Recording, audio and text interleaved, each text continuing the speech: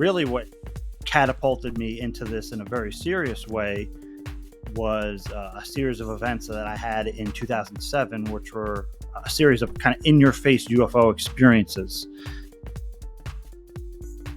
And when I was in the accident, I came out of my body and I was looking down at the accident. And I saw like an ambulance and all this.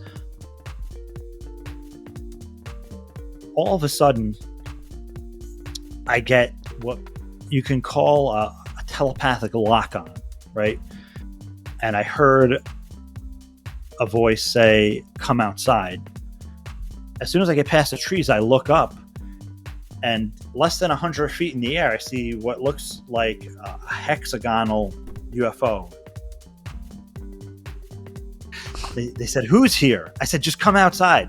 So they come outside. They see these crafts in the sky, and this whole thing goes on for 20 to 25 minutes. That aspect of the consciousness says way more, is much more profound than just like, oh, there's other intelligence in the world and in the universe.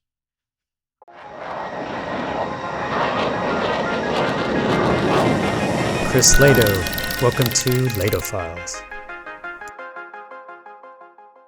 Hey, welcome back to Lehto Files. Today, I'm joined by James Landoli. He's a creator and host of Engaging the Phenomenon. It's a long-running podcast and YouTube channel that dives deep into UFOs, non-human intelligence, CE5 contact protocols.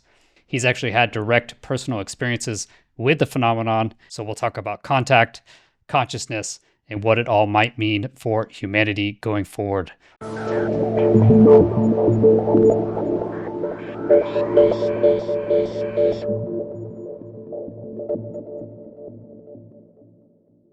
So thank you, James, for being here. How are you doing today? I'm great. Thanks for inviting me on. I appreciate it. Yeah, great to connect with a fellow UFO YouTuber. It's not the easiest space to create content in. But so what first pulled you into the UFO UAP world? Was there a specific moment or experience that launched you on this path? Yeah, I mean, for me, for sure, it was experiences. I had experiences going back to when I was younger, not necessarily what I would say UFO experiences per se.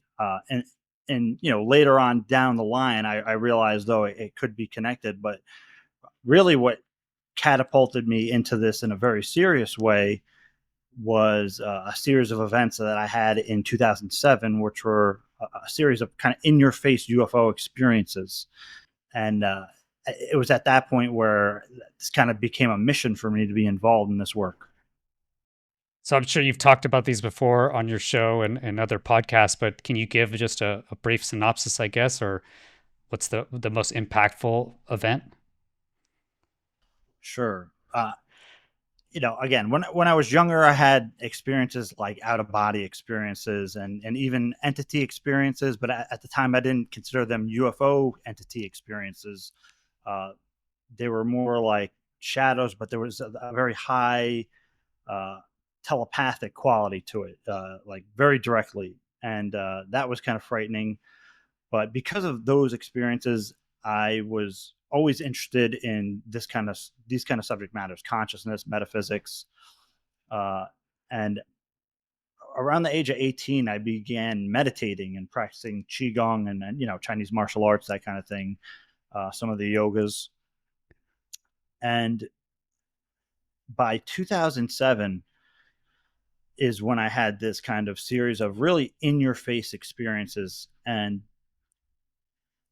I'll go a quick overview because all the events are related, and it really is an example of the high strangeness quality, right? Because the first experience, I was at work.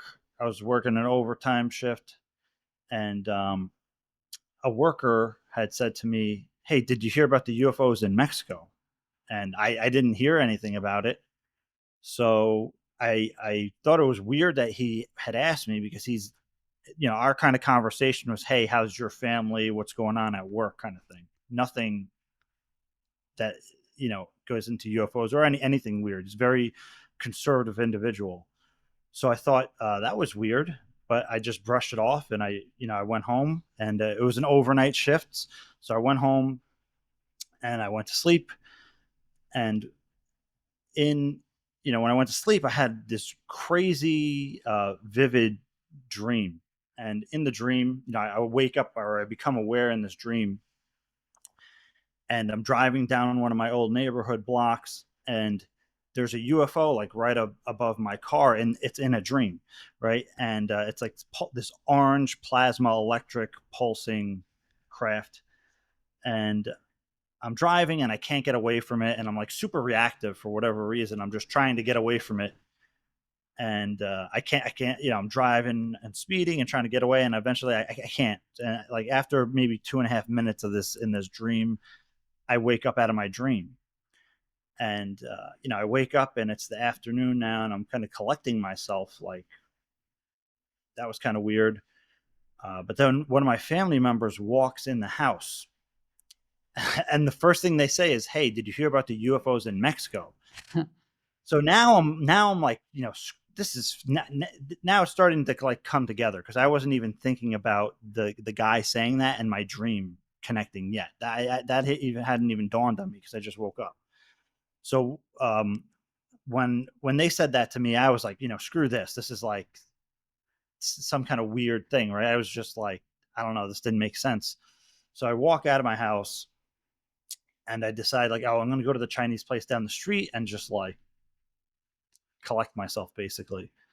And it's about 3:30 in the afternoon or so in late spring, early summer. And I get into my car and I start driving. And within a few hundred feet of driving, in a clear blue sky, I just see a fireball. And it's stationary, and it's like right in front of me in the sky. And I think in my head, like, holy shit, that's a UFO. And as soon as I think that, it starts moving. And I'm like elated, right? Because it's obviously not anything else, right? Like it's this fireball that has like almost like a living quality to it. I say a fireball because it was like energetic, but it was something about it seemed living or organic, or I don't know how you described it. It was like it had a quality like that to it, and it clearly was not any kind of meteor object, because it was stationary and then it's moving. And the most remarkable thing was that it it responded to my thought of holy shit, that's a UFO. Uh, and eventually it got out of sight, and I tried to chase it and like actually try to follow it because I was fascinated, and it got out of my sight, and that was it. I was intrigued at that point, and I was already familiar with UFO research and literature at that point. And I actually live in the Hudson Valley, and there was something called the Hudson Valley UFO wave in the mid and late '80s, exactly where I live. Could be connected to the nuclear facility around here, Indian Point. This is all in retrospect, but so that happened, and then maybe about 2 months later, I ended up getting into a car accident, actually in the same exact area. And again, I didn't really put the two and two together until after all this happened. But I had gotten to a car accident in that exact area, basically where I had seen the UFO. And in the car accident, I had something that I call a trauma-induced out-of-body experience, because it was not a true NDE, near-death experience, but it simulated like one, because I got in the accident, and when I was in the accident, I came out of my body, and I was looking down at the accident, and I saw like an ambulance and all this, and I was like a point of awareness in the sky looking down, and I was thinking like, holy shit, this is it, huh? Like I was aware and I was conscious, although I was looking down at this accident, and I had thought that I had passed away because I was conscious and out of my body, right? And before, and actually before I even became that point of awareness, looking down at everything, I was in what you can consider like an alternate realm or something. I don't know how to describe it. And I was face to face with this light entity, and uh, for some reason in my thinking, my awareness, or I had a knowing that this entity was somehow related to me in some way. That it was like a part of me, or something like that. That's the best way I could describe it in words. And there was this whole crystalline orchestra, right, and like an angelic orchestra in like the background of this when I'm face to face with this entity, and it's like what people would consider heavenly, right? And I'm not particularly religious. I went to CCD and all that, and but I would not. I'm not somebody who's going to church every week, but in that whole thing, I heard the message of God is all there is, ever was, and ever will be, and so that, and then I got to the point where I'm in the point of awareness, looking down at the accident. It shifted to that, but there was also this transitional phase where I was a point of consciousness and I can see the past, present, and future simultaneously in almost like a spherical sense, like a spherical, nonlinear point of perception, if that makes sense. And and it was at that point that I moved to being above the accident, looking down.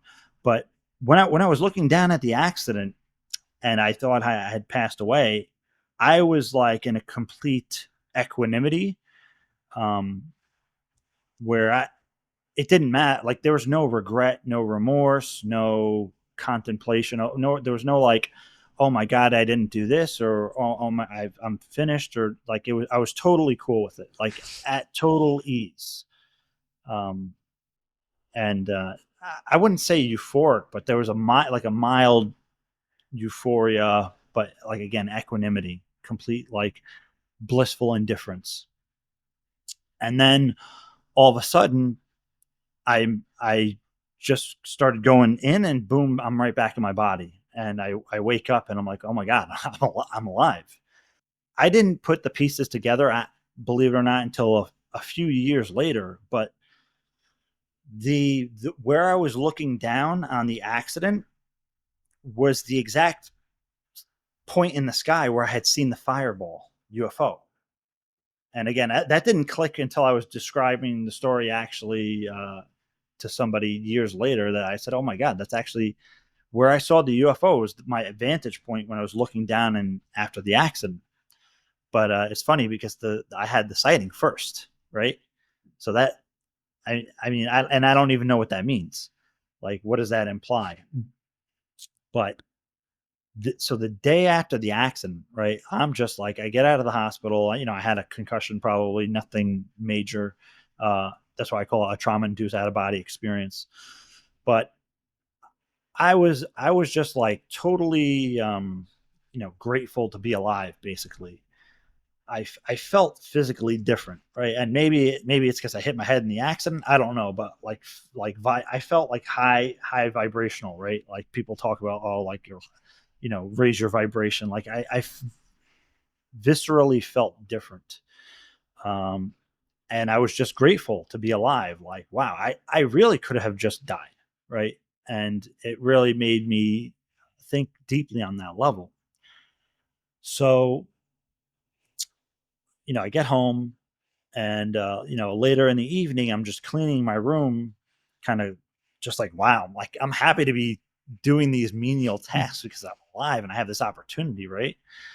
To even just do that, because I'm contemplating, I could have been dead easily, right? And all of a sudden, I get what you can call a telepathic lock on, right? And I heard a voice say, "Come outside." But it wasn't just like an audio thing, right? Like there was feeling sensations associated with it, and my eyes were open and I'm in my room, but there was an overlay, I guess you can say, in my mind's eye, where I saw these two entities. And I hate to say this because it's almost cliche, is that they were like white blonde Nordic entities in like these tight suits.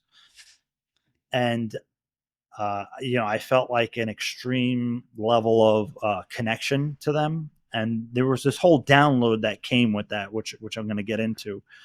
But the instant that, I guess you can say, that connection was made, I felt what people would consider like a Kundalini effect. There was like an electricity through my body. I was already feeling like the high frequency vibration thing after the accident, which was like a mild nausea and euphoria at the same time, if that makes sense.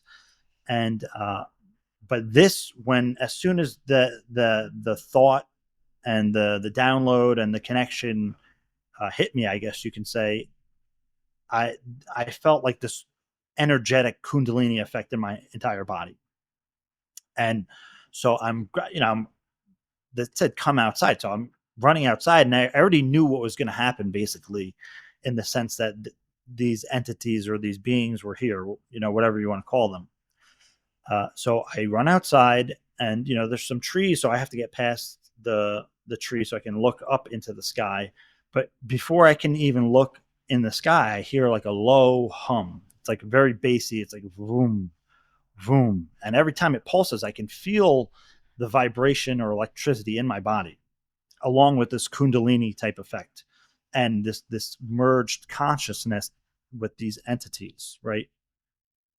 And as soon as I get past the trees, I look up, and less than 100 feet in the air, I see what looks like a hexagonal UFO, in that it's rounded like a disc, but it has flat edges that are rounded. And there's these lights going around them. And in the center was like a perfectly square white light fixture. And I'm at this point, I'm kind of freaking out, right? And but in a positive way. I was elated because of the connection up to these alleged entities. And I say alleged entities because I don't know if that is their action, if it's a literal form for them, right? Again, years when this is all going on, I'm taking everything very literally at face value. I'm thinking that these are extraterrestrial beings that look like us, blonde hair, blue eyes, and what have you. But years of thinking after, I'm not sure if this is like a representation or something that they used for something that was relatable to me. I'm not sure. But anyway, so I actually run down these stairs carefully and go into my driveway, and this hexagonal craft is just floating above me slowly, and it has that bassy hum, and it it disappeared and then instantaneously reappeared about 1,000 feet away over this man-made lake across the street from where I lived. And when I say it disappeared and reappeared, it was instantaneous. There was it like from when it disappeared to reappeared was instantaneous. It wasn't just like it moved fastly over there, or it dematerialized and then rematerialized instantaneously. And when I saw it over there 1,000 feet away over the man-made lake, when it got to that point, that's when my attention was in that direction, and I saw two other crafts like that. And again, they had the lights going around, and they looked exactly the same. And at this point, I'm like, is this actually happening, or did I hit my head in the car accident the other day so bad that I'm just like hallucinating, because this is like overwhelming, right? And so I ran in my house, and I had two family members there, and I said, guys, you got to come outside. And they said, why? I said, they're here. They said, who's here? I said, just come outside. So they come outside, and they see these crafts in the sky, and this whole thing goes on for 20 to 25 minutes of these crafts just gliding in the sky, disappearing and reappearing, the lights going around and everything. And in my mind, I'm thinking like, this is disclosure, right? Like, this is going to be all over the papers. Like, for sure, this is like the moment of contact kind of thing. That's what it felt like. Because for some reason, I thought like everybody must know that this is going on right now, which apparently not, because it never was not in the papers or anything. But during this whole interaction, I received what people call like a download, and I'm I'm I don't want to say I'm skeptical, but I'm I'm cautious to take everything literally, uh, in the sense where there's several possibilities here. Number one is, although all this whole thing felt very genuine, for all I know, that it's some kind of non-human intelligence that is telling me whatever I want to hear, rather than everything it's communicating being literal, right? Uh, it felt genuine. It felt very heartfelt. These entities said that they're connected to us, and they actually want people to know that they're here and that kind of thing. And it felt like that was the case, but I don't know if even my brain's just interpreting that somehow, or maybe it is exactly as I experienced it, right? But I like to keep it open to say there could be error in my interpretation of of the event, in the sense where, like, the objects were there, that happened. I They told me to come outside, and there were UFOs, right? That happened, I'm sure of.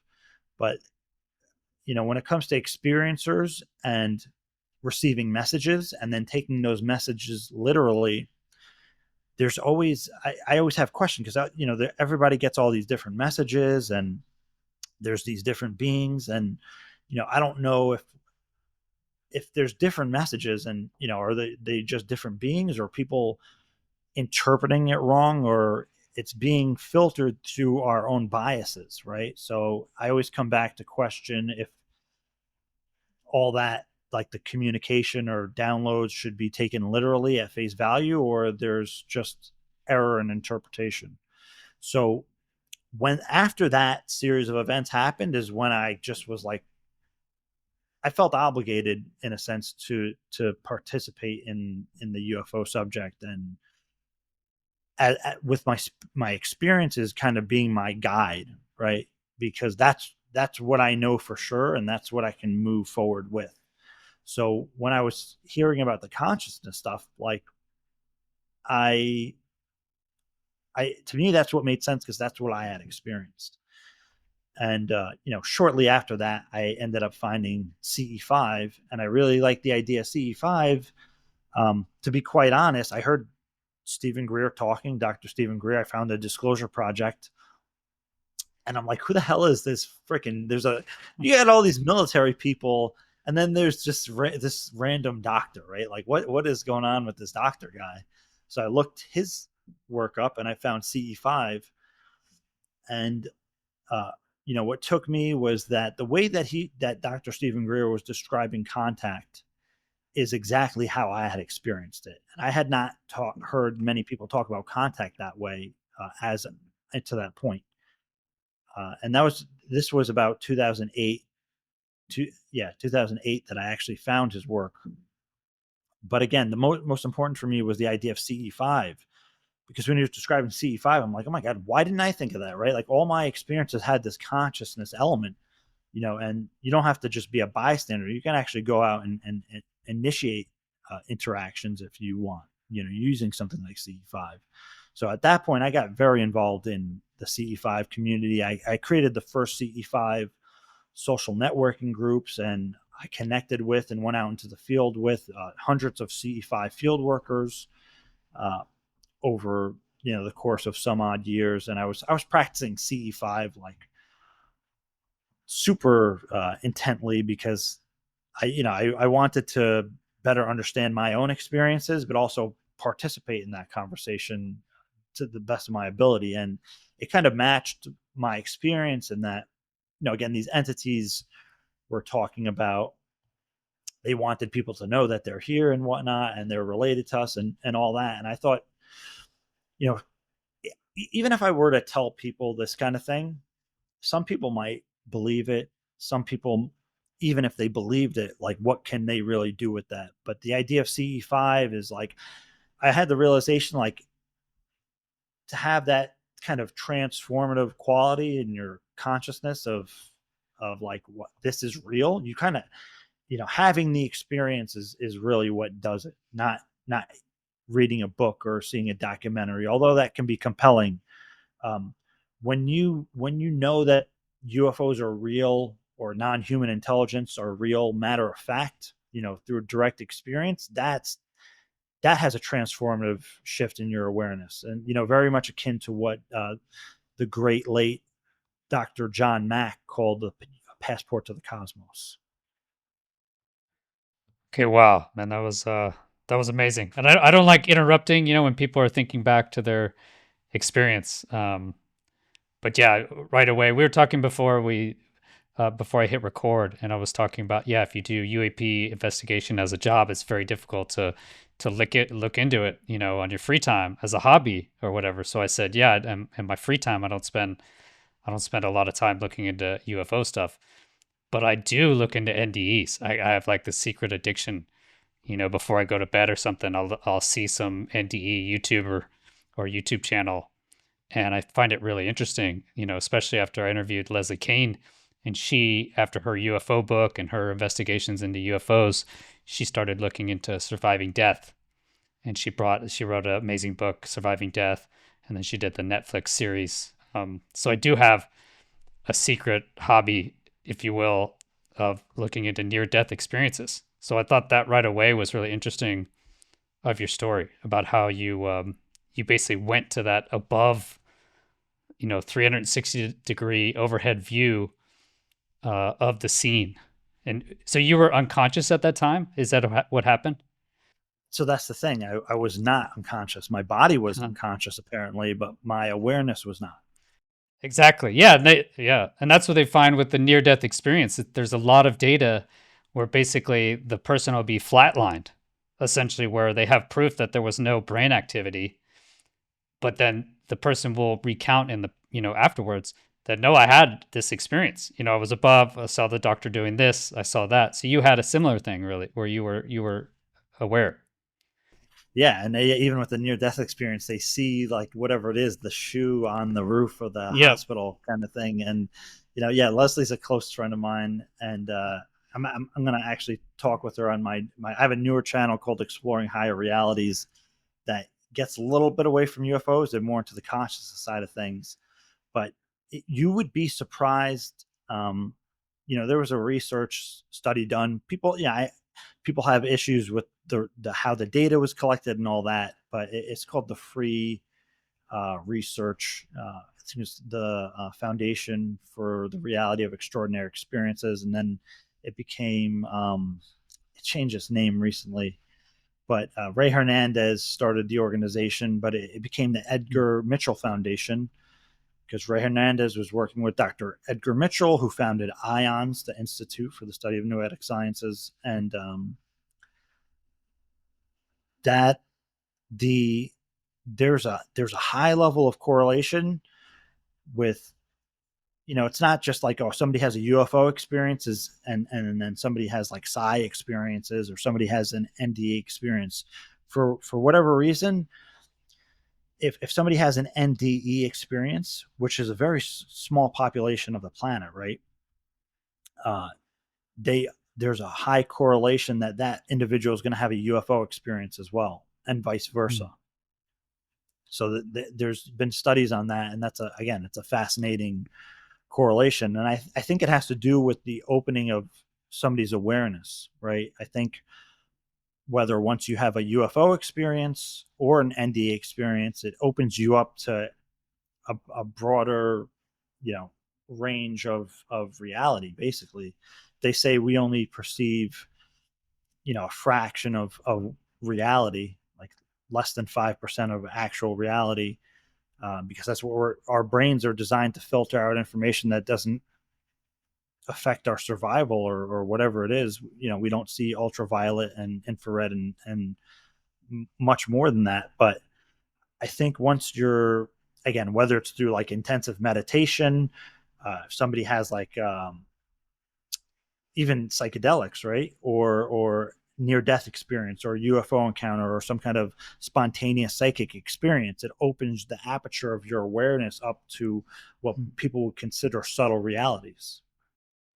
Okay, that's really interesting. I remember when I talked to Leslie Kane, that's what she said also, is that when people have near death experiences or when they're passing, they'll also see UAPs.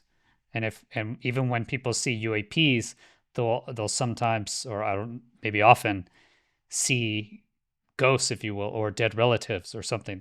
Basically it crosses both realms, like you just said. And I even had my own kind of like a Kundalini experience, if you will, um, and that was 18 months ago. I don't know if I'd recommend that to anyone else, but since then I haven't had any UFO experience. I've tried. I go to I went to Area 51. I went to Vernal Valley, Hessdalen. I did see an orb on the distance in Hessdalen, and the project director was there, and he said, "No, there's no aircraft there, etc." But I've yet to experience something like you've had directly. So if we go back to your experience, so do you have any corroborating information? A lot of the near-death experiences will have information that they couldn't have known really while they were unconscious. You mentioned the shoe there. I think that was in Leslie Kane's book, is about the shoe, where the shoe was located in the hospital. A person during an NDE saw that and was able to point it out. Did you have any data? Were you able to say there were 4 ambulances there or something that blew anyone's I mean, mind? just the scene itself was simple, and I didn't interview people afterwards, or Yeah. I was in the mix of it, but it as far as I know, the scene was accurate to what I had seen, and it was my car there and the ambulance there and what have you. Okay. And then how did you correlate it to the actual location of the fireball? Because when you went through when you saw the fireball, could you tell easily how far away it was? Could you tell distance? Because normally that's a difficult thing to determine. It was hard to tell. I mean, I couldn't tell you the exact distance. I could, again, I don't know the size of the object, but it was very easy because it was in the exact same location. It was all this happened within basically a block or two of my house, of where I lived, and the accident was right there. And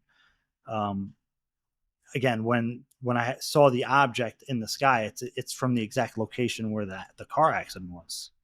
Okay. And do you go that way every day? Is it just because, or was there anything At that, different at that? well, yeah, I live in a different location now, but I did, yeah, I did, Okay. because it was on the block of where I lived. And so when you met the entities, when you were unconscious or during the accident, conscious but not conscious, your body wasn't conscious. Was it the same entities that later communicated with you? Did you get the same No, visual? No. no, Okay. yeah. Which again, when during that accident, the trauma-induced out-of-body experience, it was like a light entity. I mean, again, somebody might call that angelic being or spirit guide or higher self. I don't know what to call it other than a light being. And that, again, for some reason, I was absorbed in the experience, but that somehow it felt like that being was not separate from me. Okay. And that does sound like a lot of the near death experience accounts. But they talk about a oneness. They talk about time basically not having any meaning. There's Yeah. the euphoria, like they don't want to go back into their body.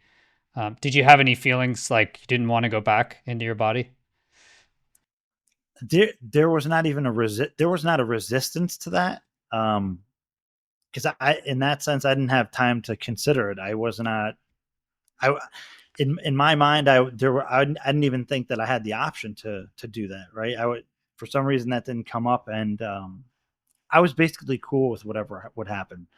That's how, like I said, I was in a complete equanimity. So I didn't, if it makes sense, I didn't care one way or the other, really. Yeah. But going back, thinking about that state, yeah, I mean, there was no stress or resistance or inertia. It was just like a feeling of complete freedom. Okay. And then I'm sure because people will say in the comments, you were sober at the time in the accident. You didn't mention the accident or anything, but I'm assuming Oh something. yeah, I was working another overnight, and I was working 7 days a week at that point. I was really not getting much sleep, and it was like the middle of the day. I was up the whole night, and I was like, I'm just going to go out, right? Um, and I don't even recall where I was going at the time, um, but yeah, it was actually in the middle of the day, and I had not slept, Okay. so it was like a sleep deprivation thing, and I mean that could have added to the experience as well. That and when I had my crazy Kundalini experience, actually, it was I wasn't sleeping very much. I think a lot of it was just lack of sleep. I don't know if that yeah Yeah, relate. I mean, I would not advise Yeah. uh, sleep deprivation, but it is actually something that's utilized in different practices, like sleep deprivation to induce altered states. Yeah, it makes sense. I think I know in the military, it's one of the approved torture techniques. Actually, is to keep people awake for extended periods of time. Because I guess they believe, and I've made videos before against any sort of CIA torture programs, etc. I'm sure this video will get less views because I'm mentioning this, but they do actually keep people awake for extended periods of time to induce kind of altered states and maybe get them to give up information, etc. So yeah, and you can die. Yeah. Yeah. Well, even in aesthetic practices, right? Like sleep deprivation, fasting, basically not eating, long periods of meditation, all that kind of stuff. They use that for like Native American journeys and what have you. Okay. All right. Well, cool. Let's go back to these experiences. So you survive, and you're very happy that you survived, and you mentioned that afterwards, after this experience, and and you meet the entity, and you're back into your body, you felt a higher vibration, and that people Yeah. talk about that a lot, like raising your vibration or negative evil thoughts or whatever, or this low vibration. Can you put any sort of descriptive words to that? What does that mean? Yeah. I mean, it's a lightness, a quality of lightness, and in the yogas they would call this sattvic, right? It's very sattvic, which is that kind of energy quality has to do with clarity, uh, basically non-stress. So for me, it felt visceral in the sense that there was like a mild tingling. I felt awake and aware, um, very peaceful, not stressed, uh, less tension in the mind, if that makes sense. Like generally Hmm. speaking, like when we go through our normal day, we're in what people call like a beta brainwave pattern, and we're reactive, and it's good to be in that, especially if you're working and doing whatever task you're supposed to be doing. But it was very, I felt like I was in a super tranquil meditative state without having done meditation, if that makes sense. Yeah. And I felt again very light and clear and unbothered. Okay. And a lot of people say as well that the experience is realer than real, or definitely realer than a dream. And Jim Semivan said realer than real, if that makes sense. Did you have that sort of impression either time? Yeah, I mean, in that sense, it's super meaningful, and um, it's so direct that I just I do know what Jim means, and I've spoken to Jim a number of times of about all these different topics. Um, I mean, it feels like the quality of it. It feels like you're experiencing reality directly without the filters of the brain, right? If I can say it like that. Hmm. Like your judgments and biases are not as, I mean, this is how it felt. We're not like as overlaid on the experience, rather than having an experience of pure experience. The two encounters, did you feel like they were similar? I mean, they definitely had different qualities to them. Uh, and I was in, like, I guess you can say, different states of awareness within the experiences. There was a similar feeling, right? Like the even gratitude, you can say, right? Like was one of those kind of underlying feelings. Uh, yeah, this I don't again this awareness of like a unity consciousness kind of thing without getting too woo. Um, those kind of feelings were there, right? But the experiences themselves were very different because one was in an almost liminal type state, and the other was I was in like a very like 3D consensus reality scenario. When you get this telepathic communication, had you had anything before? I guess how did you know it wasn't your own thoughts? I'll have thoughts in my Yeah, brain. I'm like, yeah, how do you even know if you're having telepathic communication and you're not just thinking to yourself? because I mean, it's that Yeah, obvious. yeah, It's that different. And again, I actually, you know, when I was younger, I had a telepathic experience with again non-human entities. And I guess somebody can say that's a kid, you're imagining it. It really didn't feel that way. And I saw these shadow type entities, and it was super telepathic. And the first thing that those entities had said was he could see us, and that freaked me out. But that was the only thing experienced before I had of telepathy. But just like when I heard the telepathy tapes, right?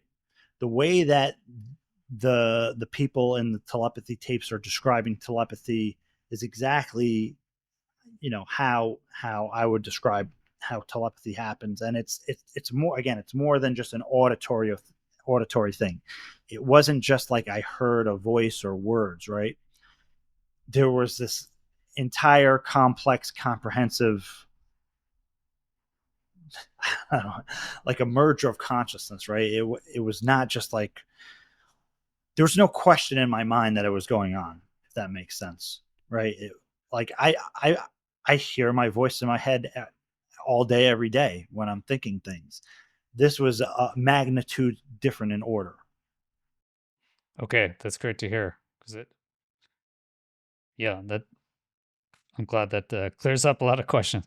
So then, when you get this telepathic communication, you said you could actually see the entities, or you at least you got a visual impression of what Correct. you That's a good way you to say learned it. later what they sent you. I guess what they wanted you to see was this So that impression. all happened. It wasn't later. It was everything at once. When I'm describing it, it sounds like I'm saying it's later because that's the only way I can describe it as linearly. Yeah. But it was everything at once, simultaneously. Okay. And you said the classic Nordic, right? So blonde hair, blue eyes, like Yeah. like me, I guess. Yeah. But in Pretty much for the in longer. suits Yeah. with longer hair. Yeah.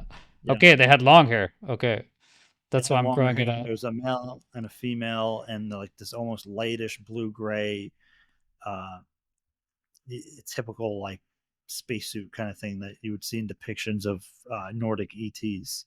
Yeah. And again, I don't know if that is actually what they look like, or that was some kind of representation that would make sense to me, and that's why they use that form. I really don't know. Okay. And then so when you run outside, and you see this craft, I thought it was really interesting that it's hexagonal shaped, like Mike Herrera basically said, and the eight gon that Jake Barber was talking about. What did you think about those?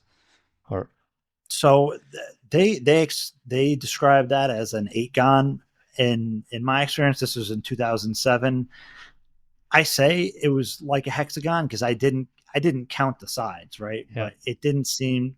I'm just like it could have been pentagonal, but hexagon is what stood out to me just because of how even it was. yeah.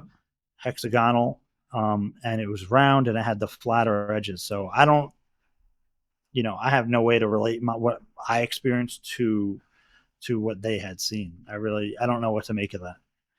Okay. And then you said you had two family members come out, and did they see exactly the same? Like they fully corroborated that the craft were there and they could see the shape and everything? Yeah, but well, by the time they came out, it wasn't as close because it Right. had moved across like maybe 1,000 feet away at least. But they saw what I was seeing. Okay. And then they just you guys watched it together, I guess, for like 20 Yeah, minutes. Yeah. Wow. Yep. Okay. What did they do? Did they move around or do anything Yeah. else? So the crafts were moving around, disappearing, and then reappearing. Okay. And we were fascinated. And my family actually, two same family members and one other family member were with me a few years later for what you can consider like a high level CE5 experience, where that experience, I did not initiate that as far as I know, right?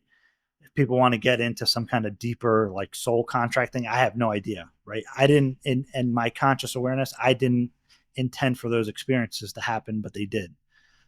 But later on in getting into CE5, I got into experiences where I did facilitate the experience, and on a few occasions they were like really like tremendous experiences. Hmm.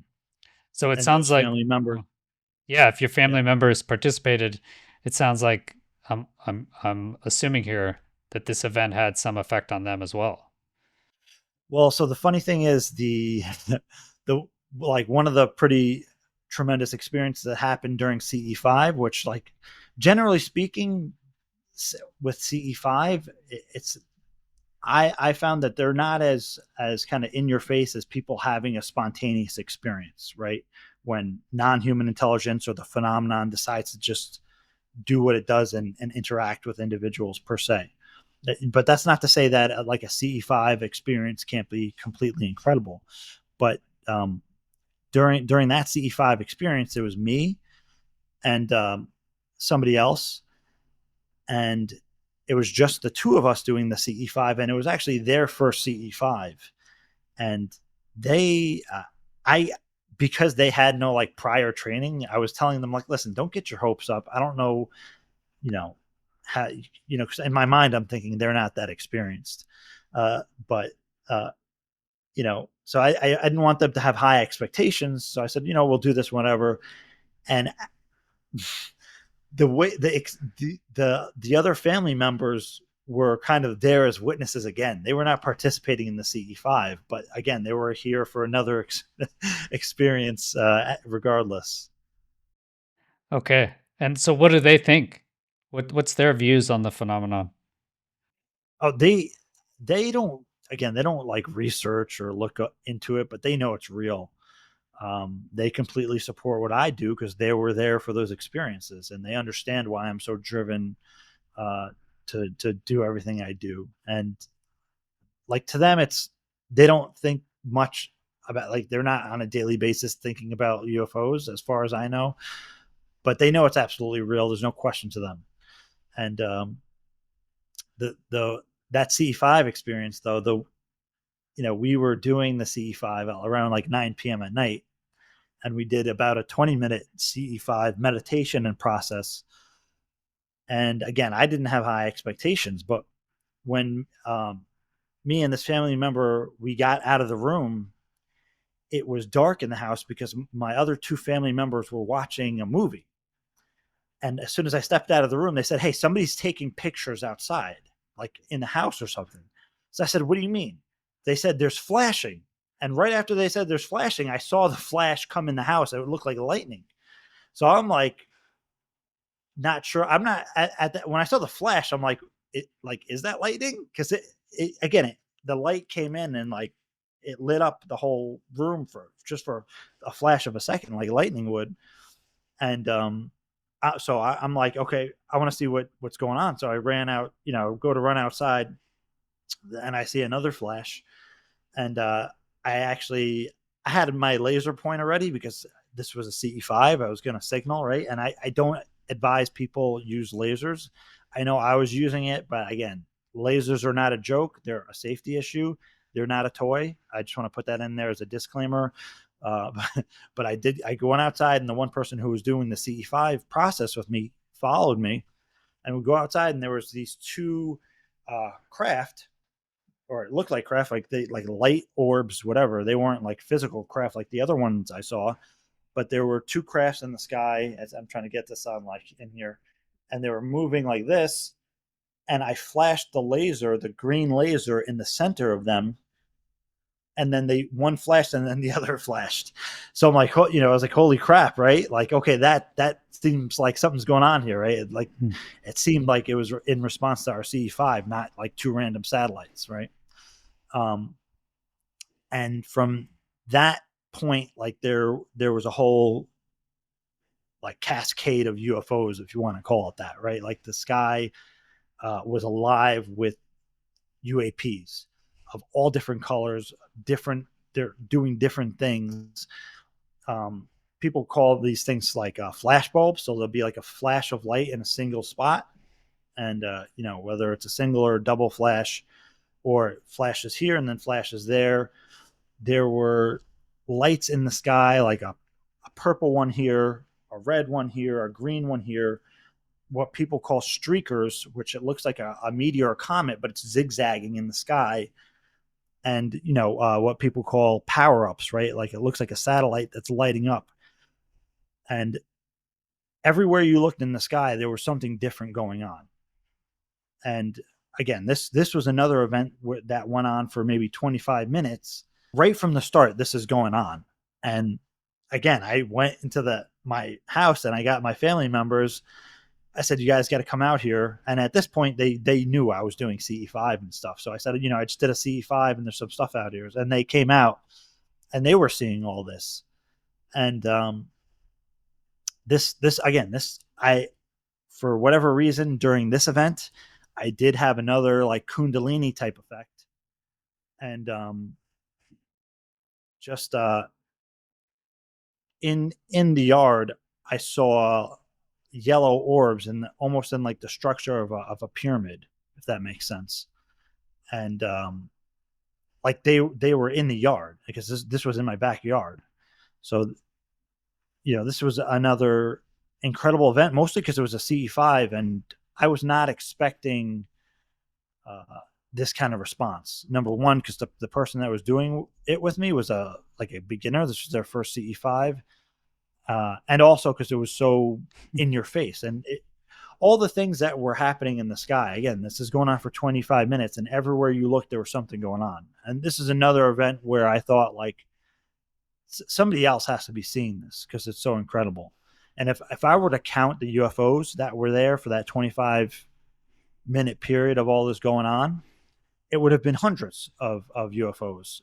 And, I jokingly called it like an intergalactic initiation. And, the only reason it stopped, as far as I know, is because I left because I wanted to go get my friend, because he was supposed to be joining us for the CE5.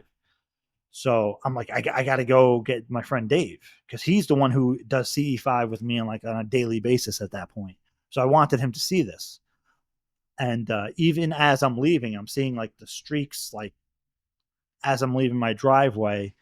And, even when my family member said, oh, when you left, they followed you. But after I left my house and my backyard, apparently the event ended. I didn't know because I was driving. And after I was driving down the road, I didn't see anything else. I'm paying attention to the road, not the sky. And but apparently when I left, the interaction ended, and that was it. And when I brought my friend back, nothing happened. So I was a little like, I kicked myself, because I wonder what happened if I would have just stayed there and never left, right? Because it was a pretty incredible event. And again, there was another like energetic Kundalini quality to this experience as well. And I'm sure there'll be many questions in the comments is, if this event's going on for 20 minutes, this the normal question I see all the time, is, where is the proof? Where's the evidence? They ask, right. Why don't we see all the videos? And I've looked in many videos, and, people send me videos all the time, and it's either a satellite or they won't see it when they actually are taking a picture. And what turns out it'll be some sort of lens glare that's just an artifact of when they took the camera. So can you talk about or explain why we don't see all the videos like this encounter online? I mean, for me, when I was in this kind of experience, that I was totally there, like total. I wasn't stopping, and other than when I left, which was a dumb thing to do, I think. Now that I think back on it, I was immersed in the experience, right? Uh, I didn't even want to stop for anything. I was just trying to absorb what was going on. The videos that are out, right? There's plenty of misidentification videos. There are some good videos, right? I put together a video on my channel called "Examples of CE5 Footage," and it shows pretty good UFO footage from Mission Rama, which was like a CSETI type group, or CSETI being the Center for the Study of Extraterrestrial Intelligence, which was Stephen Greer's CE5 group. But 30 years, 20 years before that was Mission Rama in South America, in Lima, Peru. The Sixto Paz Wells was like the Stephen Greer of Peru, and he's doing contact modalities to interact with UFOs. And the mainstream media, he got local media to come and visit one of these events. And he actually got decent footage of, again, it's in the late 70s or early 80s, I think, of this footage when this footage was taken. And, again, there were not drones out in the public then. And the way these objects were moving, like that was either advanced drone tech in the late 70s doing what it's doing, or it's a UFO. And, either would be interesting. But so there's some good footage, but you have to know what to look for, right? And people might not like this answer, but if you want to know what to look for, ATIP did a good job at categorizing the 5, or actually the 6 observables. So again, a genuine UFO video probably going to have that distortion, right, from the get-go. And people are not going to like that, but it seems like the technology creates a distortion in space-time, right? So that would actually be a telltale for me of the video is like of a genuine UFO. There's some energetic quality going around the physical object, right? Like if I see a black triangle and it doesn't have some kind of bubble or field around it, it's probably man-made tech, right? Something reverse engineered, or classified technology that's not reverse engineered, but just classified tech. And the number one telltale sign of something like that is also that in the video, somehow you can tell that the object is interacting with the individual recording, right?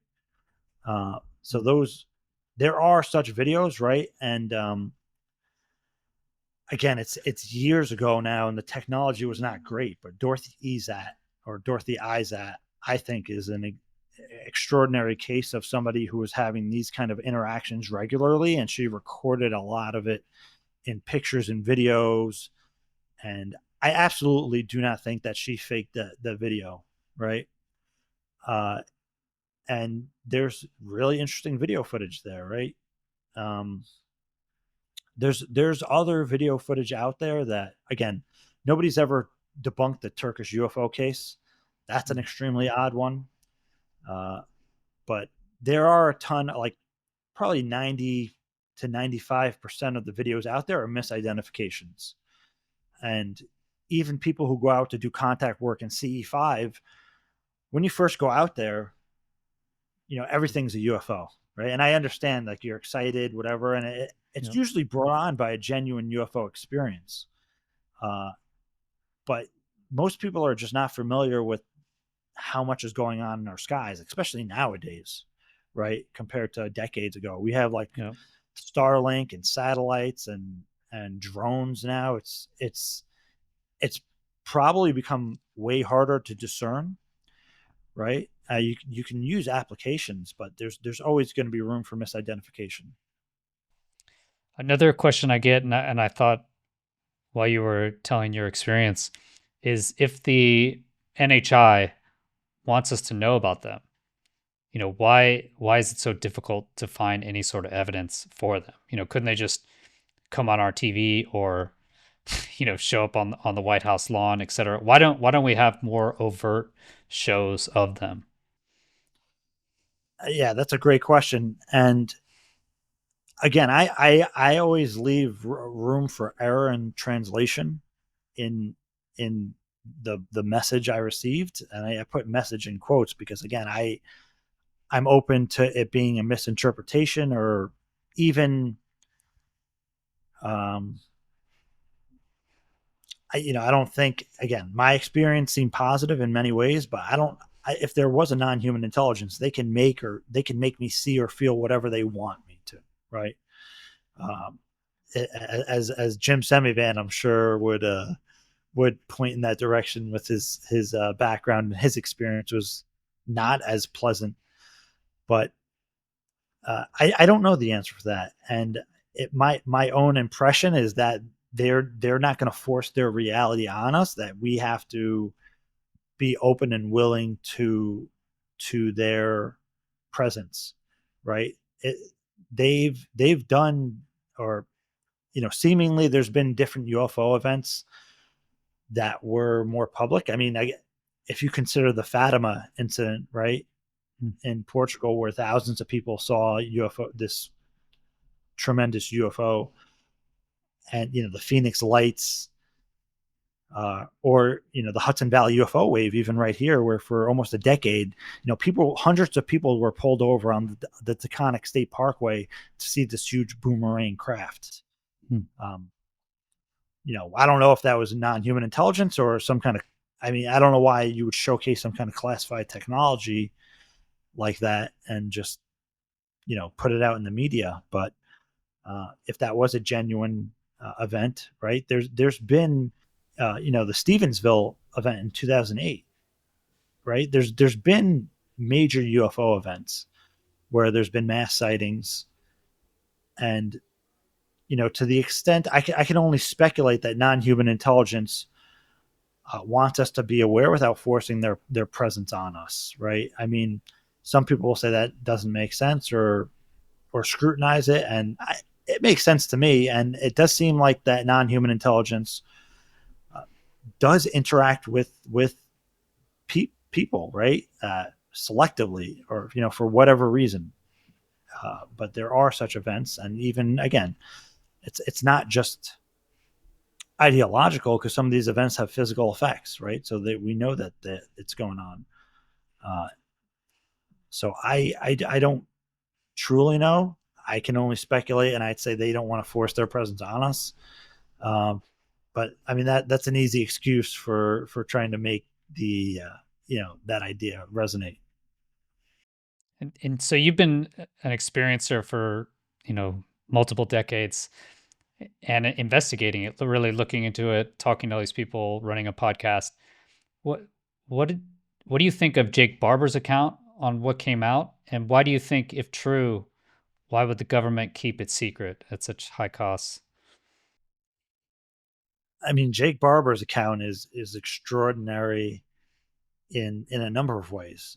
Not only is he an experiencer, right, and had this consciousness interface, which to me is something that's a telltale sign of a genuine non-human intelligence experience, rather than just being exposed to classified technology. But he was part of a retrieval team, right, which is doubly extraordinary. And what's actually really weird or interesting is there was allegedly a story leaked into the UFO community in the late 90s about a crash retrieval program called Zodiac. And in this, UFO story, it's probably partially true, probably part, I don't want to say disinformation, but other information put in there to not fully expose the program. Um, allegedly that they said the CIA took over the crash retrieval portfolio in the 70s, and what was interesting about that story is that the retrieval team, there's a crash retrieval team, and the retrieval team in this story all had consciousness interface and experience with non-human intelligence. Again, it's just a story, and you have to take it with a grain of salt. But allegedly, it was leaked through a valid source, defense contractors, um, through this corporate lawyer. And if you look in the Davis Wilson notes, and then um, the alien autopsy information that came out, the alien autopsy email chain through the Edgar the Edgar Mitchell files. Like there's peripheral information in there about it, where like Hal Puthoff and was the one talking about this story that came out. But there was a consciousness interface with the crash retrieval team, so that always was interesting to me, especially when Jake Barber came out and he's telling his story. I think that the whole idea of the consciousness interface is compelling. The experience that Jake Barber had. I mean, if you look at him when he's telling the story, it clearly affected this man, right? It had a powerful effect. It brought him to tears, right? He felt a connection with this non-human intelligence or even the craft, right? Which could be conscious itself. So that, why would they cover that up? I mean, number one, the crash retrieval thing, right, is one aspect. The other is this consciousness interface aspect. That whole consciousness interface in UFOs has been there from the very beginning, right? Even in like the 1950s memos where they're talking about anomalous mental phenomena, is clearly at least the U.S. government knew about that very early on.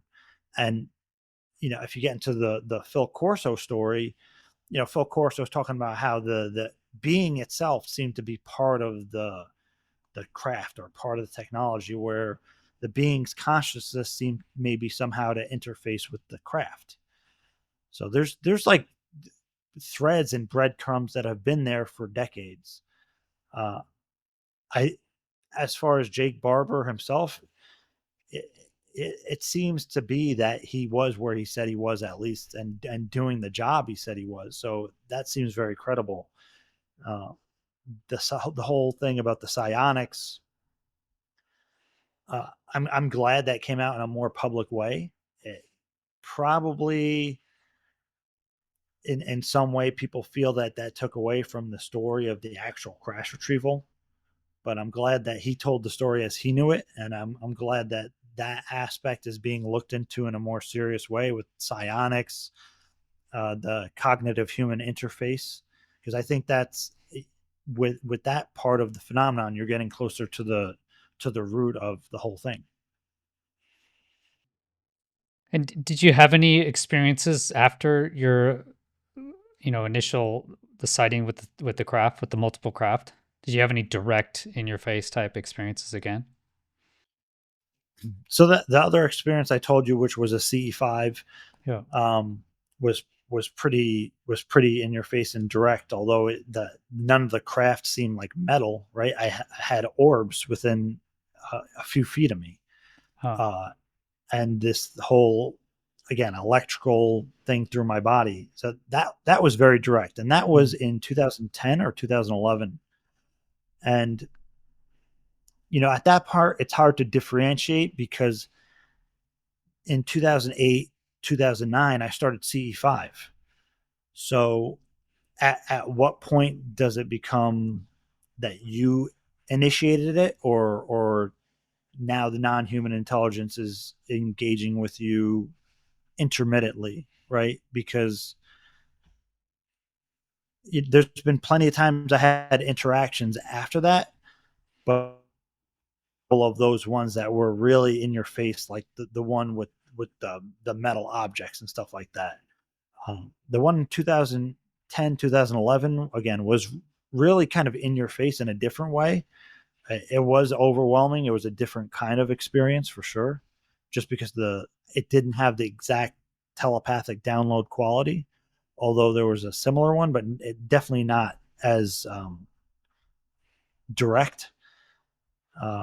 But since then, I have not had one that is as in your face as those other ones. And when you were in the house and you had the telepathic communication, were you in the same kind of lack of sleep condition, or were you well rested? It was the day after I got to the hospital. So Okay. yeah, I was rested, but it was within the same week. So unless you're getting like several days of like a lot of sleep, you're probably not recovering from the sleep deprivation 100%. The daylight sighting Yeah. to the accident was about 2 months. Okay. The accident to the the telepathic download and the metal craft and all that, which was like a dark gray, that was the day after. Ah, okay. I see. So just for the timeline, so you saw the fireball, and then 2 months later you had the accident. You go to the hospital, and the next day you get out, or the day after you get out of the hospital, you have the telepathic encounter. Yeah, well, I got out of the hospital the next day, and then later the night I had that experience. And again, I think there was something to the trauma induced out of body experience that simulated like an NDE had. It must have had something to do with all that. Oh, okay. Okay, I see. So they were right next to each other, or within a relative time frame, or within a day. Yeah, yeah. Okay, interesting.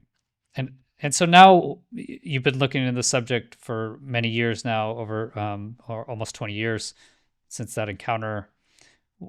What do you tell people is the best evidence? You know, when you meet someone who's incredulous, which I'm sure you've come across a few of those over the years, you know, what do you tell them is the best evidence that's out there, and then what could they maybe do to find their own experience, or to prove it to themselves? Yeah, I mean, again, you have to meet people where they are. So if it's somebody that's not like really deep into it, I'll say look at the literature that's out there, right? Like look at Richard Dolan's UFOs and the National Security State books. Those are fantastic accounts of like if you want to make a good case for the reality of UFOs, just as a basic like first layer, right? If somebody has kind of a basic level of low, yeah, there might be something to UFOs.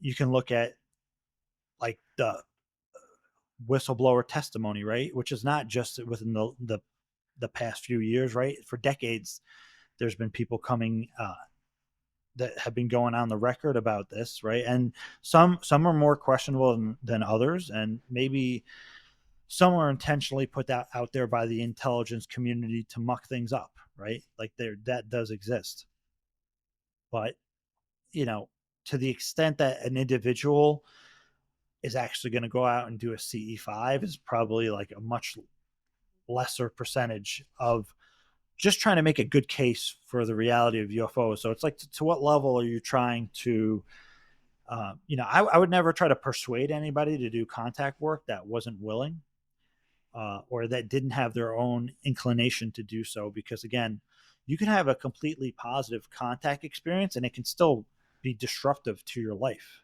even if it's completely positive, right? Like you could just be like, oh, I'm going to do a CE5, and then you have an encounter, and depending on what level, like there's no doubt in your mind that UFOs exist, and maybe even you thought you received some kind of message from the UFO, and now you're going to quit your job and leave your family and go to India and study in an ashram and do meditation and discover all the secrets of the universe, right? Or who knows, right? Or you might just want to do UFOs full time when you have a perfectly great career. I wouldn't advise that particularly, right? I still work my regular job and do this, but to the extent the individual is seeking, right? There's different levels of evidence, all the way from a firsthand UFO experience, from a contact modality, or just doing basic research or seeing the information, the basic literature or material that's out there. Nowadays, somebody can go to Chris Lehto's YouTube channel and watch some interviews and get a good idea of like, okay, it sounds like there's a fundamental reality. Like there's something going on, right? Whether it's government programs or non-human intelligence and anomalous craft in the sky. But somebody might want to go deeper than that and do the research that, okay, well, people have UFO encounters, but then there's all this psychic phenomenon and UFO experiences, and what almost could be categorized as religious or spiritual experiences and paradigm shift, right? Where somebody's consciousness is completely transformed, in a way that, Jacques Vallée in The Invisible College talks about this Dr. X, who is a medical doctor who's, again, just a kind of like regular medical doctor and has an entire spiritual transformation after having these UFO encounters. So, to the extent that you want to make the case for basic evidence of the UFO reality, all the way to if somebody wants to have their own experience is a big question. Is, where's that person coming from, and how far are they willing to go, and basically how much they want to wreck their lives. Yeah, I guess how bad is your life, your life situation? I do recommend if people are not happy to do something different, to make a change, to do something different. Life, I think, doesn't need to be this painful experience. If it is for you, I would change something. If it's like, what's the definition of stupid? Is doing the same thing over and over again, expecting a different result. So I would recommend changing. Yeah. Yeah, and again, I mean, UFOs, it can be super interesting, it could be compelling, so could meditation and that kind of thing.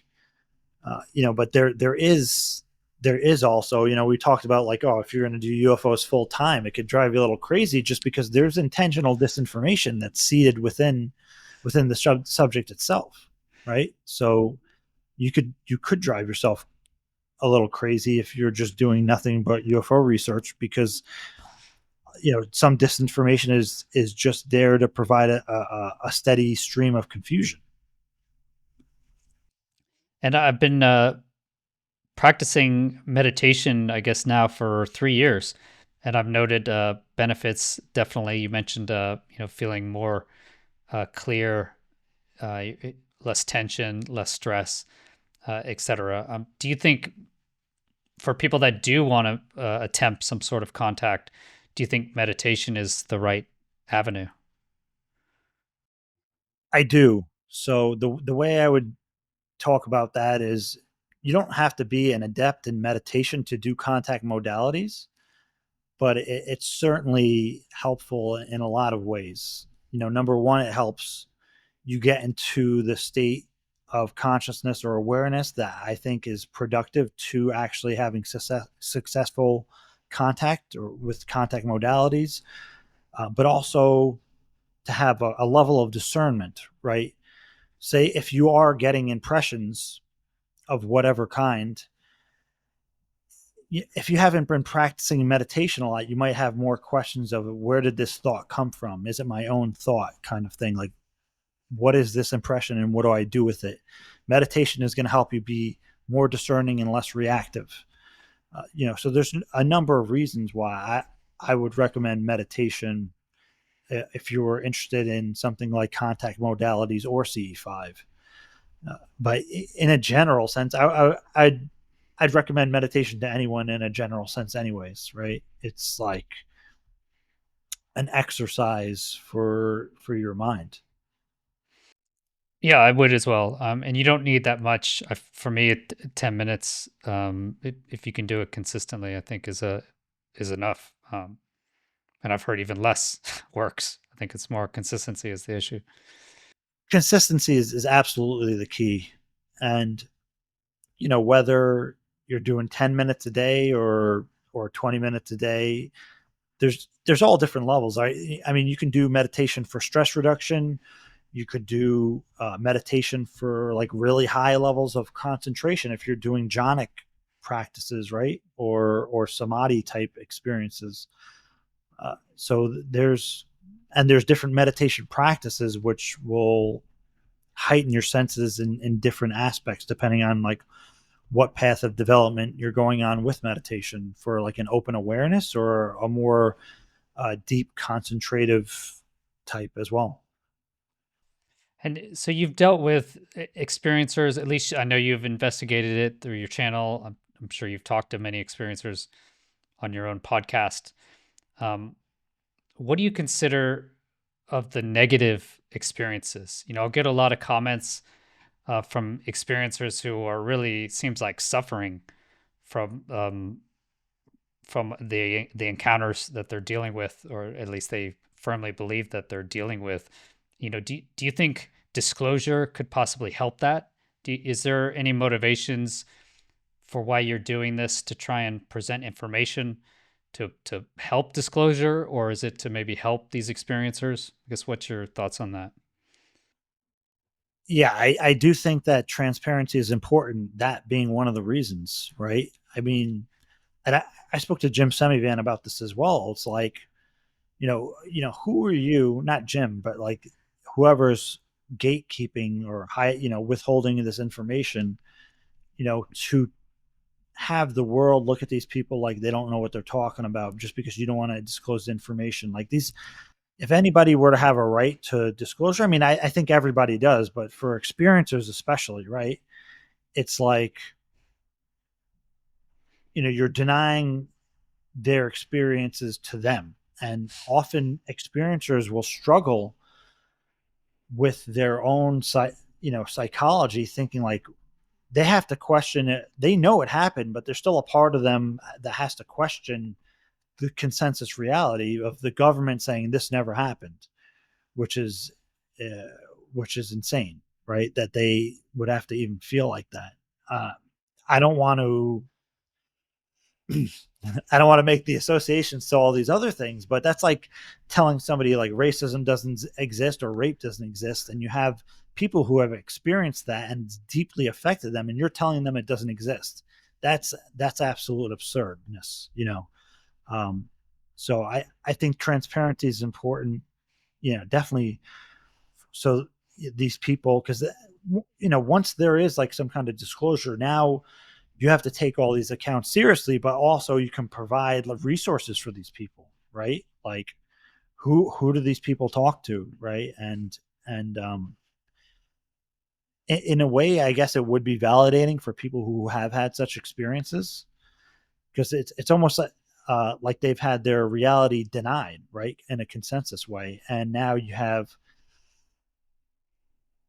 people who have an experience. They can't just go out and talk about it. I mean, some of them are brave enough to, right? But like, you don't want to necessarily talk about this stuff at work and whatever. So you have a compartmentalized aspect of your reality that you're holding within you, and that could be like psychologically damaging, right? So to me, it's absurd that reality is denied to experiencers, especially, right? But at the same time,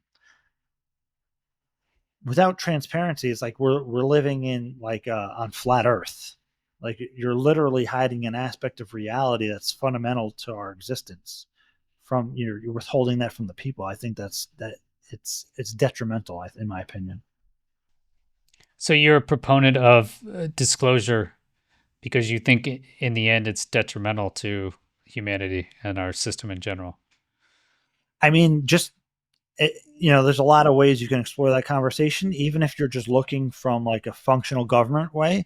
Like it's obvious to anybody watching the shit show going on with Congress and the whole thing now that this thing has been a cancer with inside the United States government and probably other governments that's eroded any type of what we consider democracy, right?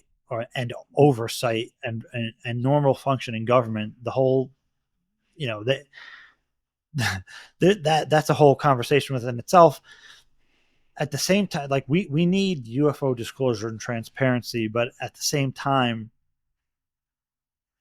even if there was such a thing, like we have to really consider that we're going to be receiving this disclosure from the same people who withheld it this whole time.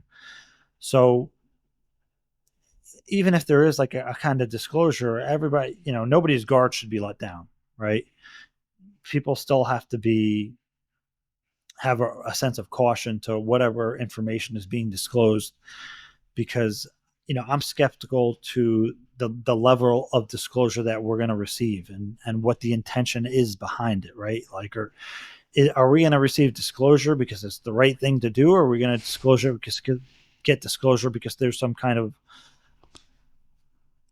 alternate ulterior motives? And I'm sure there's a mix of all of those things, because I'm sure that there are people in in within those groups that want disclosure for the right reasons, but I'm also sure that there's others that will only utilize disclosure for whether it's defense contracts or whatever their agenda is.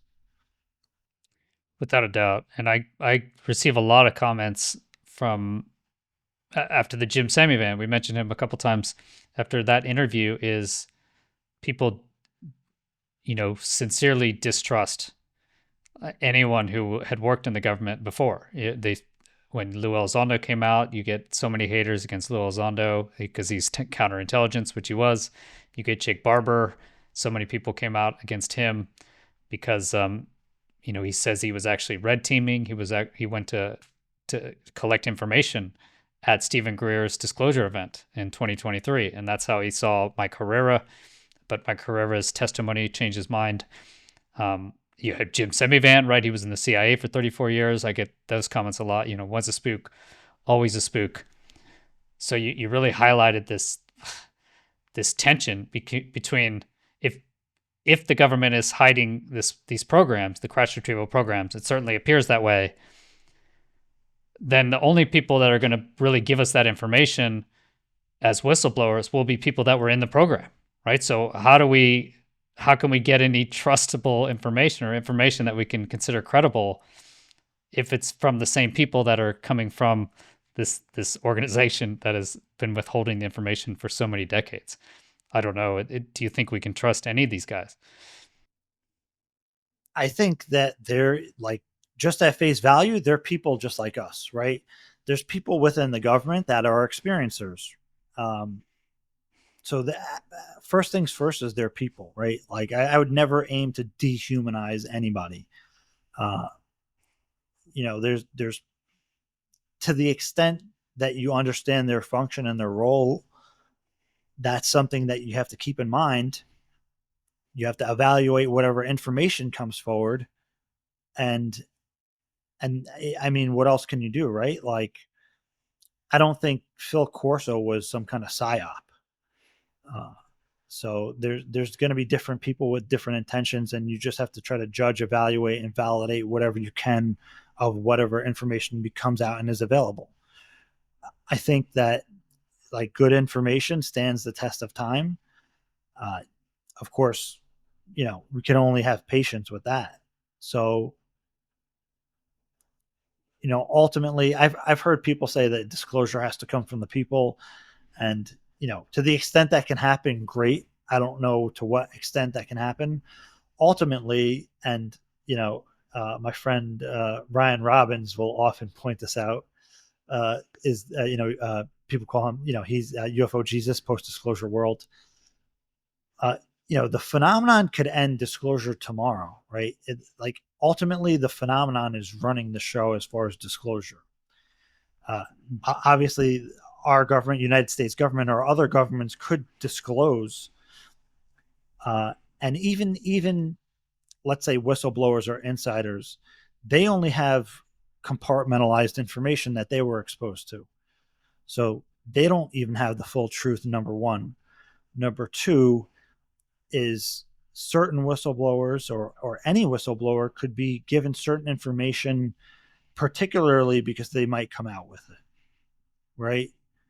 So you could have somebody who's in intelligence who's they're completely well-meaning, and they are trying to put forward information, but they've been given information that was given to them so they would put it out, right? So it's a growing, it's an evolving process, and it's hard to imagine that it's going to happen anytime within the, like, if something were to be disclosed like within the next year or some kind of thing like that, you have to remain skeptical, but you also, I mean, I don't think you should dehumanize any of these individuals, right? I think some of them definitely do want some level of disclosure, but again, we can never know somebody's intentions. So you just have to evaluate the information for what it is and see if it checks out. Yeah, and I say that as devil's advocate. I'm very appreciative of all those people I mentioned, all the whistleblowers coming out. And like you said, I think you're probably correct. And been shown in the past to be true, that we've had disinformation campaigns, that there has been psyops.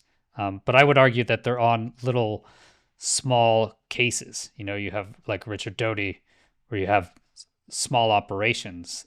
I think the preponderance of whistleblowers is going to be, in the end, I hope, some sort of like tidal wave effect. Whereas you can't disinformize everything, right? That I made up that verb.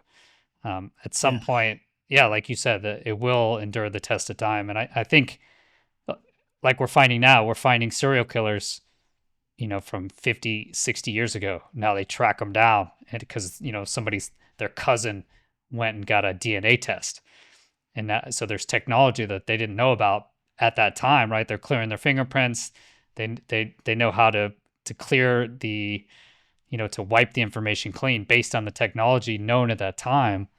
But as we move forward, we learned about DNA, and it turns out, actually your DNA can be tested at a certain level, way more accurate than your fingerprints, and it can link through your genetics. So I personally think with AI, as we get more information, I think AI is going to be a great equalizer. And anything going on now, I mean, just imagine all the cameras, everything out there. There's going to be new technology that we don't know about yet. So in the future, I think all of this is going to come out. It'll just be, how long do we have to wait? Is it going to have to be another 70 years? Is it going to be 7? I keep hearing 2027. That's going to be like this magical year or something. Some crazy event's going to happen in 2027. So I don't know. I hope something happens. But personally, I think it has to do with more than we can currently perceive. It seems like there's two camps on my channel. There's like the nuts and bolts camp, and then there's the people that will accept more woo, and the nuts and bolts people don't like the consciousness discussions, I think, or, it gets too woo, it's too subjective. There's not the hard evidence that they're looking for, but it seems like everything's pointing to a deeper reality than we can just measure with nuts and bolts. Yeah, I mean, and the funny part about that is, like, I almost think that there's more evidence for psychic research if you look at like Dean Radin's work and many others, Ryan, and that there is for the nuts and bolts UFOs and crash retrievals, right? And not to say that there's no evidence, but there's a tremendous amount of research being done on parapsychology or psychic phenomenon, and I really hope something comes out with this the telepathy tapes that speaks more to that. In some recent interviews I interviewed this woman, and she was doing the seeing without eyes thing, and I know people are going to be extremely skeptical about that, and I understand it, right? But the work that Dr. Diane Hennessy Powell is doing with like the telepathy tapes and studying that phenomena, that stuff might come out first before disclosure. Then what? Yeah. Right? And really, in a vast majority of close encounter cases, people have this consciousness connection, and I mean, some of it might be facilitated through technology, right? Like with non-human intelligence technology, rather than just straight up mental telepathy using just the mind or consciousness. So I think there's different levels and layers to that. I mean, even with today's technology, if you look at slide 9, right, the ATIP briefing slide, it talks about cognitive human interface, which when I interviewed Lou Elizondo, he said that's basically like your CE5, right?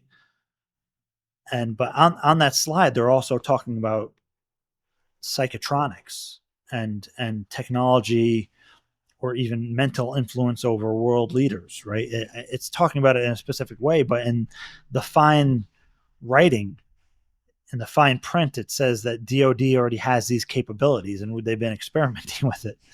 So you have the technological psychotronic way, where in 10 years you might be able to just beam technology. You might just be able to beam your thoughts to somebody through Neuralink, right?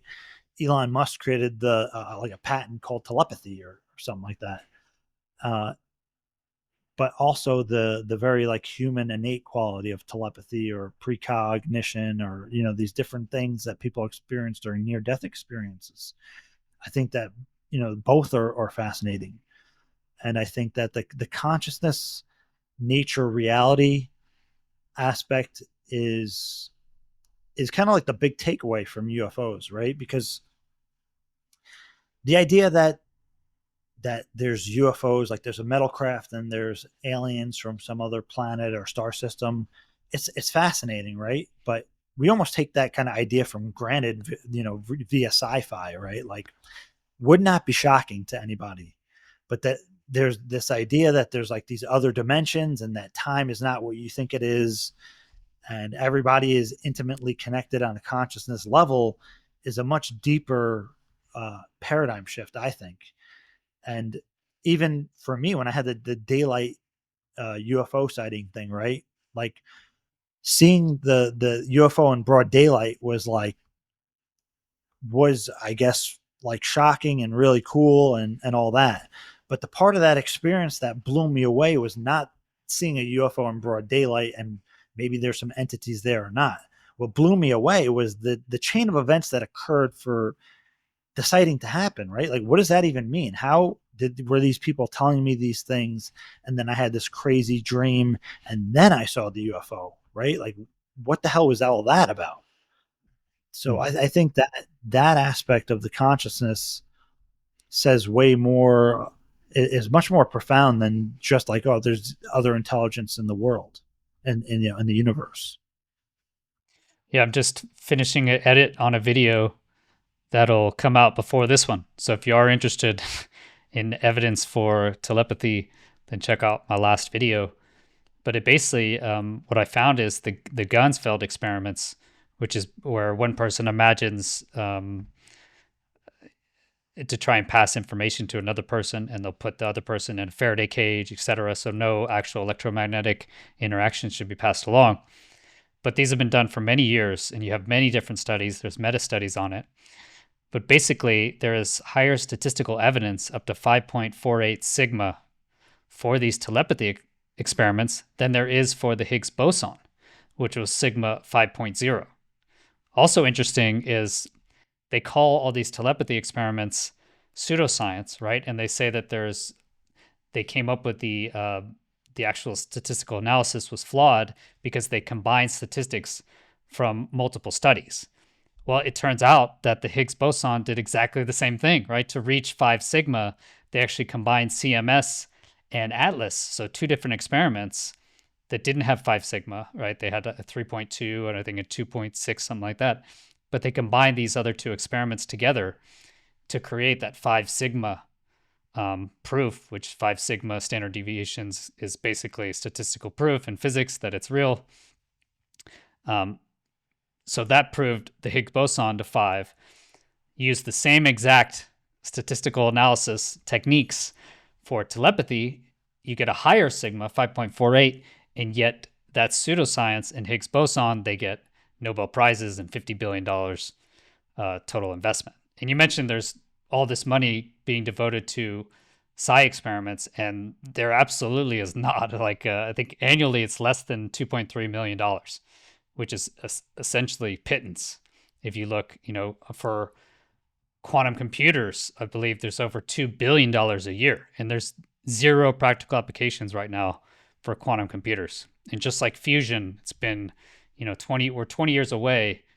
Jensen, CEO of NVIDIA, just recently said, we're 15 years is probably too soon for quantum computers, and 30 years is probably too late. So just like fusion, which has been the same thing for 70 years, it's always 20 years away. And so we're in kind of the same cycle, epicycle, if you will, for UFO research as we are for telepathy research, where it's just called pseudoscience by the mainstream. And meanwhile, they'll promote science to a lower statistical level and give Nobel Prizes to each other and congratulate each other and give each other billions of dollars when they have received zero technical applications. So I think you bring up a great point. And that's really why I've been really interested, or one of the reasons, in the telepathy tapes as well as telepathy in general. I know Rupert Sheldrake, he's done a bunch of work on this as well. And again, everyone calls it pseudoscience. He gets zero funding. He's ostracized. So I guess I see that as the next big breakthrough is telepathy with physics. I think that's also been in the same boat. You can lump mainstream physics. I mentioned the Higgs boson. I mentioned fusion. It's also, those are just blowing billions of dollars. I mentioned quantum computers, blowing billions of dollars on these projects that haven't worked for literally decades, multiple decades. 30 years for quantum computers, 70 years for fusion. Higgs bosons, 20 years, we haven't received any technical applications. And yet, all these other things, telepathy, conscious interactions, near death experiences, we're not going to look into that at all. That has nothing to do with with reality or the human condition, which I think is just ridiculous. So I see that hopefully changing in the near future. And so thanks for all your work and everything you've done looking into this subject. It's very interesting as well. As a final question, what do you see, or what are you excited about for the future of humanity in full? What do you think it means to be a human, and what do you think? What would you speculate the future of humanity looks like? Complete utopia. Awesome. Yeah, I mean, I would hope, right? I mean, I think that we'll make it, right? I'm generally an optimistic person, and again, I think we're over time we're going to greatly discover who we are, right? This the UAP question is like this question ultimately of like, are we alone in the universe, right? Ultimately that's what it comes down to, and the answer to that, I think, in my opinion and experience, is no, we're not alone. Number two, the whole telepathy thing, right? Like the telepathy tapes, they're doing studies at Stanford and Harvard, I believe, on that, and that information is going to come out. So you have like this the UFO reality thing, this kind of telepathy consciousness thing, and even like the stuff that another thing I found fascinating that I think is tied in with all of that is our ancient history thing, and I think like these things are all coming out, right? Like again, like you said, there's no way if this is all true, it's you can't hide it in the world that we're coming into with AI and the nature of the internet and the nature of things coming out. Like ultimately, like we have people like Jake Barber and Lou Elizondo, Jim Semivan, Jay Stratton. These people are coming forward in the right way. What if one day some whistleblower from one of these programs just says, F it, I'm just going to throw everything on the line and bypass every safety measure and just put everything I know out on a video on the internet, and just like catastrophic disclosure, right? That could happen. But again, I think that all these things coming out are, we're learning more about what it means to be human, right? And I hope that ultimately, leads to us being kinder to one another, right? Like in the UFO space, there's a lot of people jabbing at each other and riffraffing, and that's human nature and tribalism, and I get that. But if we can't get along amongst each other and be decent, like what the hell is the reason? What's the point of disclosure anyways? Like, you think we're going to be able to get along with those entities if we can't even get our own stuff together and like be nice to one another?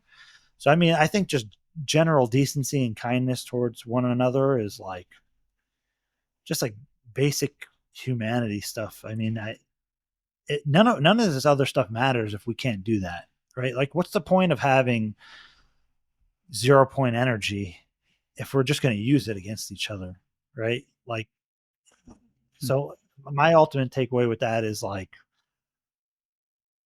be a decent person, and but also ultimately, like, just like my experiences showed me, like it's a miracle to even be here, to be alive. Just appreciate that and make the best of it, because if you're not making the best of it, you're not going to have the best time.